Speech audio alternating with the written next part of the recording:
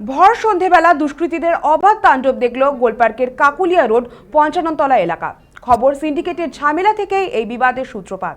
অভিযোগের তীর স্থানীয় দুষ্কৃতী সোনা পাপ্পু ও তার দলবলের দিকে। দুপক্ষের মধ্যে চলে ইট বৃষ্টিও, এমনকি বোমাবাজি এবং গুলি চালানোর অভিযোগও ওঠে। রবিবার এই ঘটনায় দক্ষিণ কলকাতার দুষ্কৃতী সোনা পাপ্পুর গ্যাংয়ের বিরুদ্ধে অভিযোগের আঙুল ওঠে। এলাকার বাসিন্দাদের অভিযোগ, রবিবার তাদের পিকনিক ছিল। পিকনিক সেরে তারা এলাকায় ফেরেন। রাত 8:30টার কিছু পরে অন্য এলাকার বেশ কিছু যুবককে তাদের এলাকায় আসতে দেখেন। এরপরেই রাতারাতি বদলে যায় এলাকার পরিস্থিতি। শুরু হয় তাণ্ডব।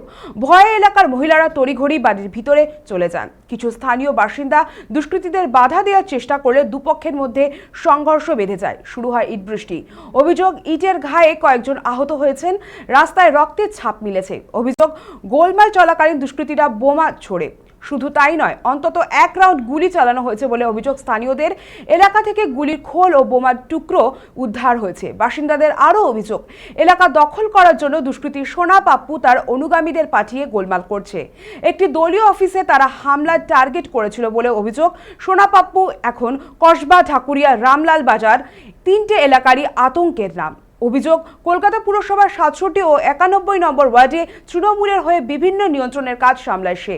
বাসিন্দাদের অভিযোগ আরও গুরুতর, বেআইনি নির্মাণ থেকে ভোটের আগে বিরোধীদের ঘরবন্দি রাখা, সবেতেই সোনা পাপ্পু ও তার দলবলের হাত রয়েছে। পুরসভায় মাসখানেক আগে 50 থেকে 55টি বেআইনি নির্মাণের অভিযোগ জমা পড়ে। প্রতিটি নির্মাণের পিছনে সোনা পাপ্পুর হাত ছিল। স্থানীয় সূত্রের দাবি, 55 তলা বস্তি অনেক দিন ধরেই সোনা পাপ্পুর নজরে। বস্তিকে খালি করে সেখানে নির্মাণ তোলার পরিকল্পনা ছিল তার, কিন্তু পথে দাঁড়িয়ে যান বস্তি বর্তমান নিয়ন্ত্রক বাপি নামে এক যুবক।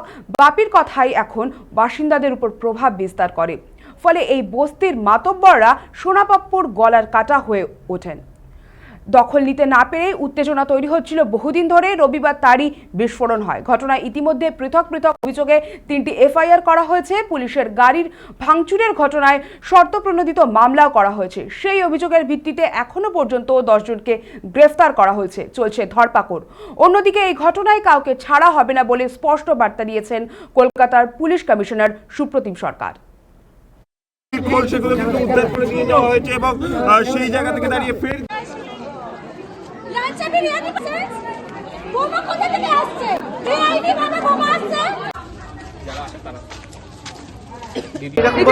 কাউকে ছাড়া হবে না। গতকাল যে ঘটনা ঘটেছে, তারপরে আমাদের রেড হয়েছে সারা রাত ধরে। 10 persons have been arrested. Red চলছে, পেট্রোলিং চলছে। যারা ঘটনা ঘটিয়েছে কাউকে ছাড়া হবে না।